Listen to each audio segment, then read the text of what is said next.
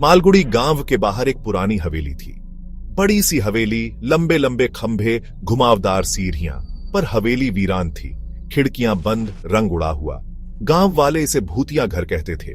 कोई पास नहीं जाता, खासकर रात को। कहते हैं अजीब आवाजें आती हैं रात में। कुछ लोगों ने खिड़कियों में टिमटिमाती रोशनी देखी है। बच्चे तो दिन में भी पास से नहीं जाते, डरते हैं भूत पकड़ लेगा। एक गर्म दोपहर 3 दोस्त बरगद के पेड़ के नीचे बैठे थे, रमेश, मोहन और सीता। बात हो रही थी भूतिया घर की। रमेश सबसे बहादुर था, भूतों में यकीन नहीं करता था। कहता था कोई ना कोई वजह होगी। मोहन डरता था, बहुत कहानियां सुन रखी थी भूतिया घर की।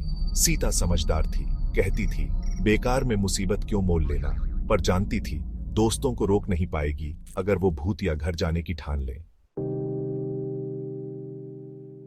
चलो देखते हैं, रमेश बोला। कुछ तो वजह होगी इतना डरने की। मोहन हिचकिचाया, पर अगर सच में भूत हो तो? सीता ने कहा। छोड़ो यार मोहन, भूत वूत कुछ नहीं होता। रमेश उछल पड़ा। देखा, सीता भी मेरी बात मानती है। आज रात चलेंगे, चांदनी भी है, रास्ता दिख जाएगा। मोहन और सीता ने एक दूसरे को देखा। जानते थे रमेश के आगे कोई बात नहीं चलेगी। जैसे ही सूरज डूबा, तीनों दोस्त गांव के बाहर मिले। टॉर्च लेकर आए थे। दिल धड़क रहा था डर और एक्साइटमेंट से। चांदनी रास्ते पर पड़ रही थी, भूतिया घर की तरफ। पेड़ों में हवा चल रही थी, जैसे कोई रो रहा हो। जितना पास जाते उतना डर लगता। हवा भारी हो गई थी, जैसे डर छा गया हो।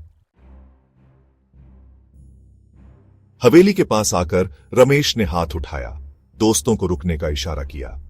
साथ रहना है, उसने फुसफुसाते हुए कहा। कुछ भी हो जाए, अलग मत होना। मोहन और सीता ने सर हिलाया। चांदनी में चेहरे पीले पड़ गए थे। रमेश ने गेट खोला। आवाज आई, की की। घास वाला रास्ता सीधा दरवाजे तक। हवा में सड़ी हुई सी गंध और कुछ अजीब सी, जिससे रूह कांप उठी। रमेश ने दरवाजे का हैंडल पकड़ा।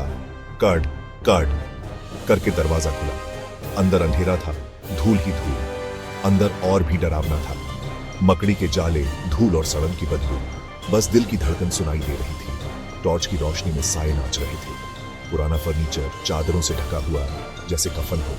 दीवारों पर तस्वीरें जैसे देख रही हैं। हॉल में बड़ी सी सीढ़ियां, ऊपर के फ्लोर तक सीढ़ियां चूं चूं कर रही थीं, जैसे कोई चल रहा हो।